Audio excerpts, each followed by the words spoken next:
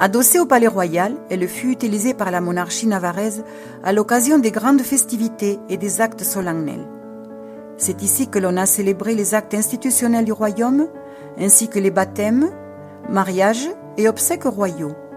La monarchie navarraise a promu sa construction, érigé ses hôtels et fondé les chapellenies et les confréries.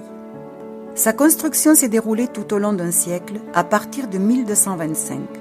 Le cloître a été ajouté en 1432. Extérieur. La façade conserve des vestiges de sa polychromie d'origine, notamment sur les archivoltes, le tympan et le linteau. Le travail de différents maîtres et l'influence des ateliers parisiens sont bien visibles. Une souriante vierge avec l'enfant intronisé sous baldaquin préside le tympan, où sont représentés l'Annonciation, la naissance de Jésus, le massacre des innocents, la fuite en Égypte, la présentation de Jésus au temple et le baptême de Jésus. À la clé de voûte, un ange couronnant la Vierge et un masque magnifique qui représente l'homme feuillu, ou Grünmann. La feuille de vigne, qui est dotée d'un grand développement sculptural et d'une richesse chromatique de verts et dorés, prédomine dans le répertoire végétal qui recouvre les archivoltes, détail surprenant dans les portails de cette typologie. Le linteau et les montants offrent une iconographie très variée et chargée de symbolisme.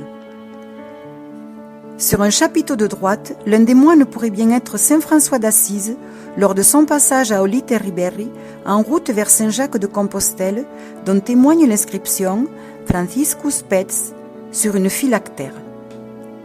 Sur les chapiteaux de gauche, nous reconnaissons Hérode avec un petit diable lui murmurant à l'oreille et les trois rois mages. À droite, un cortège royal avec des musiciens.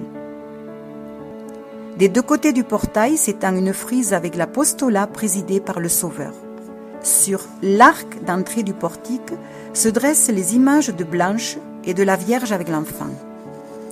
L'intérieur montre un retable de style Renaissance 1528-1530 du peintre Pedro de Aponte. Une magnifique taille gothique de la Vierge avec l'enfant préside le retable. Le motif central représente la vie de la Vierge pendant l'enfance de Jésus, encadré par des scènes de la Passion et des moments marquants de la vie du Christ. À souligner, un crucifié gothique de fort dramatisme sous le patronage de la Bonne Mort, l'orgue rococo de 1785 et les vitraux modernes de la rosace et les baies vitrées. Dirigez-vous vers l'entrée du château pour voir la dernière plaque.